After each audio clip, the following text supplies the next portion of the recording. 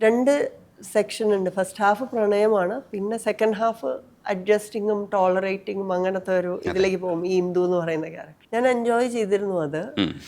നമുക്കൊരു class room പോലെയായിരുന്നു. ഞാൻ എന്താ അത് എൻ്റെ പ്രിപ്പറേഷനോ മെത്തേഡോ ഒന്നും ഉണ്ടായിരുന്നില്ല.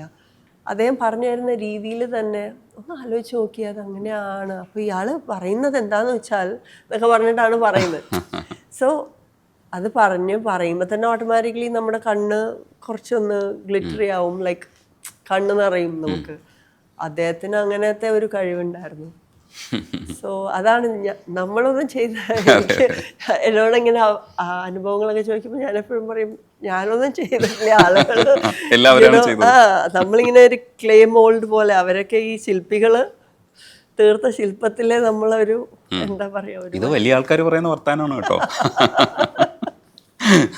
ശരിക്കും നിയന്ത്രധന്യയിലാണ് വരുന്നെങ്കിലും എനിക്കൊന്ന് പൂക്കാലം വരവായിൽ ചെറിയ സ്കൂൾ കുട്ടിയായിട്ട് അഭിനയിച്ചിട്ടുണ്ട്. ആ പൂക്കാലം വരവായിലുള്ള ജയറാമേട്ടനാണ് പിന്നീട് നായികയായിട്ട് കാരുണ്യത്തിൽ വരുമ്പോൾ അത് അത്തരത്തിലുള്ള ചില രസങ്ങൾ ഉണ്ടാവുന്ന ഭയങ്കര രസമല്ലേ? അതെ, തമാശക്ക് പറയാറുണ്ട് എന്നോട്, ഞാൻ 10ലും ദിവ്യ 4ലും പഠിക്കുമ്പോൾ നമ്മളൊരു പടം ചെയ്തു എന്നൊക്കെ. കാരണം ഞാൻ ആ പടത്തിൽ ഉണ്ടായിരുന്നു സ്കൂൾ കുട്ടിയായിട്ട്. ഞാൻ 10 പഠിക്കുമ്പോ അല്ലേ 4ല് പഠിക്കുമ്പോ നമ്മൾ ചെയ്ത് എനിക്ക് ഓർമ്മയുണ്ട്. അതുപോലെ ചില ഭാഗ്യങ്ങൾ കിട്ടുന്നത് ഭരതൻ സാറിൻ്റെ ഒരു സിനിമയിൽ അഭിനയിക്കാൻ കഴിയാന്ന് പറയുന്നത് ഏതൊരാളുടെയും ഈ കാലഘട്ടത്തിൽ, അന്ന് കൊമേഴ്സ്യലൈസേഷൻ്റെ ഭാഗമായിട്ട് പല പടങ്ങളും വീണുപോയപ്പോഴും ഇന്ന് കൾട്ട് ഫിലിംസാണ് ഭരതനും പത്മരാജനും ഒക്കെ. ഇന്ന് നമ്മൾ ആവർത്തിച്ച് കാണുന്ന സിനിമകൾ, യങ്സ്റ്റേഴ്സ് ആഘോഷിക്കുന്ന പാട്ടുകളും ഒക്കെ ഉള്ളതാണ്. ചുരത്തിൽ അഭിനയിക്കാൻ കഴിയാന്ന് പറയുന്നത് ഒരു ഭാഗ്യമല്ലേ? അങ്ങനെയല്ലേ നമ്മളതിന് വിലയിരുത്തുന്നത്? തീർച്ചയായിട്ടും. അത് അന്ന് മാക്ട, അമ്മ അവരുടെയൊക്കെ ഓരോ ആനുവൽ പ്രോഗ്രാംസ് ഉണ്ടാവും. അപ്പം മാക്ടയുടെ ഒരു താരസംഗമം എന്ന് പറഞ്ഞിട്ടൊരു പ്രോഗ്രാമിനാണ് എൻ്റെ ഫസ്റ്റ് ഷോട്ട് കല്യാണ സൗന്ദര്യത്തിൽ ലളിതാൻ്റിയുടെ കൂടെയാണ്. അന്ന് തുടങ്ങിയ ആ ഒരു ബോണ്ടാണ് ലളിതാൻ്റിയായിട്ട്. അപ്പം നമ്മൾ ദേവരാഗമൊക്കെ കണ്ടിട്ട് എനിക്ക് ശ്രീദേവി മാം എന്ന് പറഞ്ഞാൽ ജീവനാണ്. അപ്പം ഞാനതൊക്കെ കണ്ടിട്ട് ഞാനിങ്ങനെ വെറുതെ ലളിതാൻ്റിയെ വിളിച്ചിരുത്തിയിട്ട് എന്താ പറയുക ചോദിച്ചുകൊണ്ടിരിക്കും ഇങ്ങനെയാണ് അങ്ങനെയാണ്. അപ്പോൾ ആ ഭരതേട്ടനെ ഞാൻ പരിചയപ്പെടുത്തി അങ്ങനെ സാറിനെ ലളിതാൻ്റി പരിചയപ്പെടുത്തി തന്നു ആ ഇവൻ. So then next word that came out was നമുക്ക് ചെയ്യാട്ടോ ഒരു പടം അങ്ങനെ. സോ ഞാനും okay.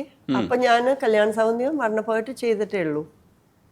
But then after 2 movies കഴിഞ്ഞപ്പോൾ സാറ് വിളിച്ചു. And then Churam happened. അതാണ് it was all meant to be. അതുകൊണ്ടാണ് അതൊരു എന്താ പറയുക, ഒരു യൂണിവേഴ്സിറ്റിയിൽ പോയി പഠിക്കുന്ന എക്സ്പീരിയൻസ് ആയിരുന്നു. അന്ന് എത്രത്തോളം അത് മനസ്സിലായി എന്ന് എനിക്കറിയില്ല. പക്ഷെ now when I look back ഒരുപാട് സോ മെനി ലെസൺസ് ലേൺഡ് ആണ്.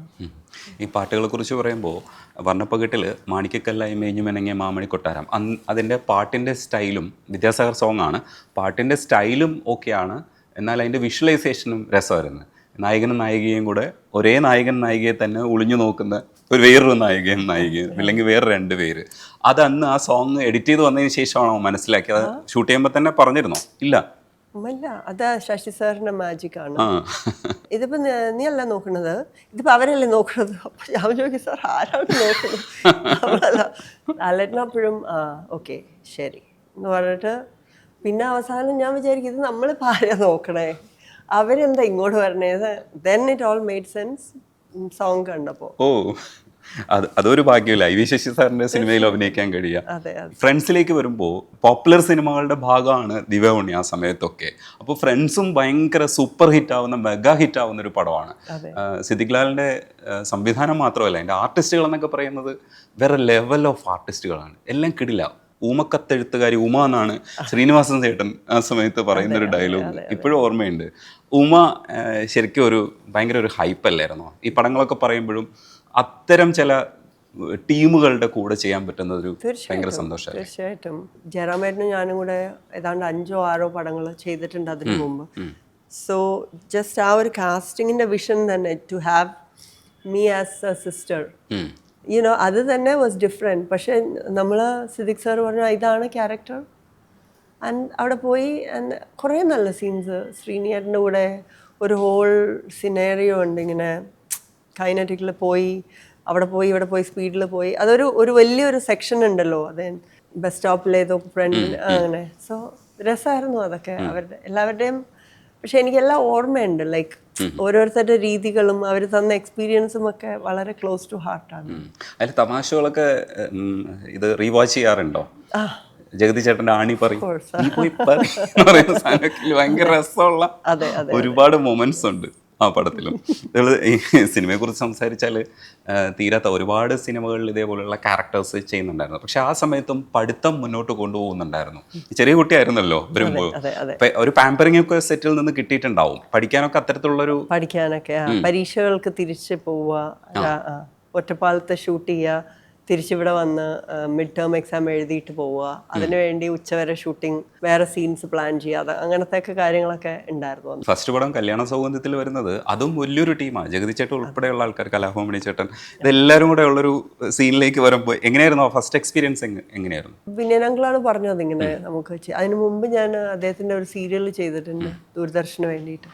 അപ്പോൾ അറിയാം, അപ്പോൾ ട്രൈ ചെയ്യാം എന്ന് പറഞ്ഞിട്ട് അങ്ങനെ പോയതാണ്. 2 ദിവസം കഴിഞ്ഞിട്ടാണ് ഓക്കെ ഫൈനൽ നമ്മൾ ചെയ്യുന്നു എന്നുള്ള രീതിയിൽ 10ാം ക്ലാസ്സിൽ പഠിക്കുമ്പോഴാണ് ചെയ്തത്.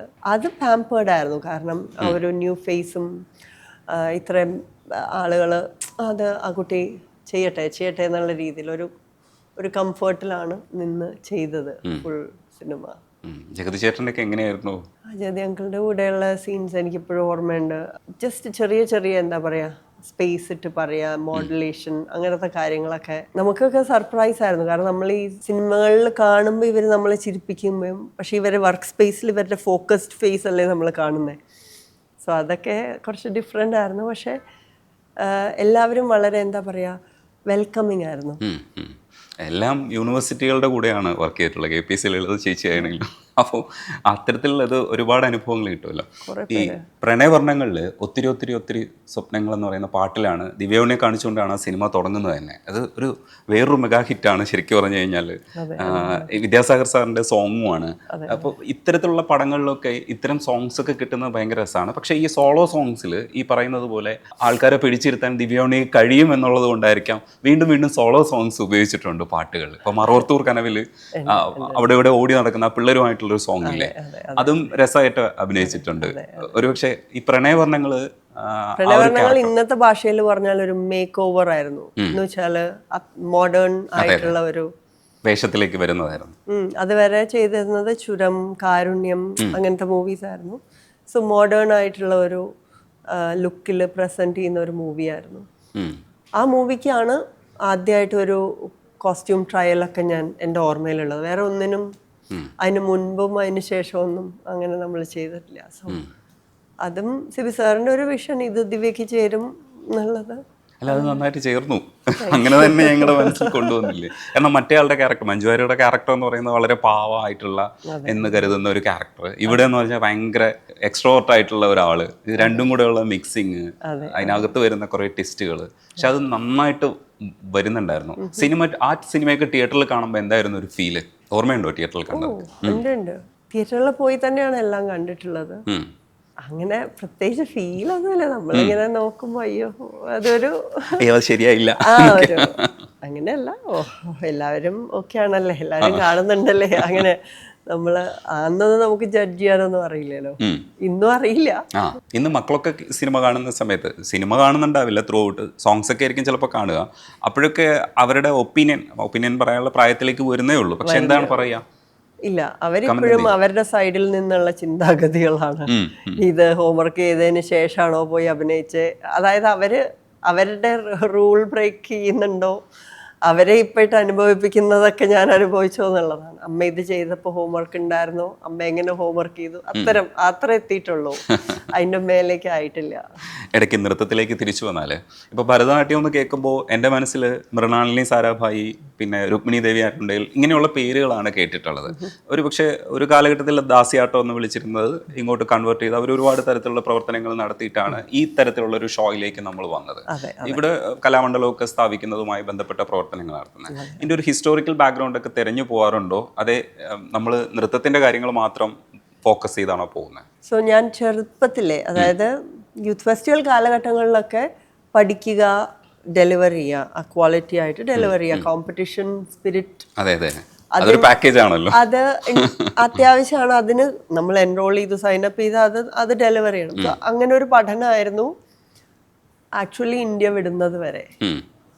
ഇന്ത്യ വിട്ട് ഇന്ത്യയുടെ ഇവിടെ നമ്മുടെ സംസ്കാരത്തിൽ നിന്ന് ദൂരെ ആയപ്പോഴാണ് അതിന് ആ ഒരു മൂല്യം ഇങ്ങനെ ജ്വലിച്ച് തുടങ്ങിയതും ഭരതനാട്യത്തിൽ മാസ്റ്റേഴ്സ് ചെയ്തതും. അപ്പോഴാണ് കൂടുതലായിട്ട് അതിൻ്റെ ഡെപ്തിലേക്ക് പോയതും. അത് സദരിന്ന് അതിൻ്റെ ഒരു യാത്ര, സദർ പിന്നെ അതെങ്ങനെ റിവൈവ് ചെയ്ത് കൊണ്ടുവന്നു എന്നുള്ളതും അവരുടെ കോൺട്രിബ്യൂഷൻസും, രുക്മിണി മാമിൻ്റെ കോൺട്രിബ്യൂഷൻസും, കലാക്ഷേത്രയുടെ സ്ഥാപനവും, പിന്നെ ഇവിടുത്തെ ഗ്രോത്തും. ഇപ്പോൾ കുറച്ചൊക്കെ ടെറിട്ടോറിയൽ ആയിട്ടുള്ള, അതായത് കേരളത്തിൻ്റെ രീതികൾ, തമിഴ്നാടിൻ്റെ രീതികൾ, കർണാടകയ്ക്ക് എല്ലായിടത്തും ഭരതനാട്യം എല്ലായിടത്തും ഉണ്ട്.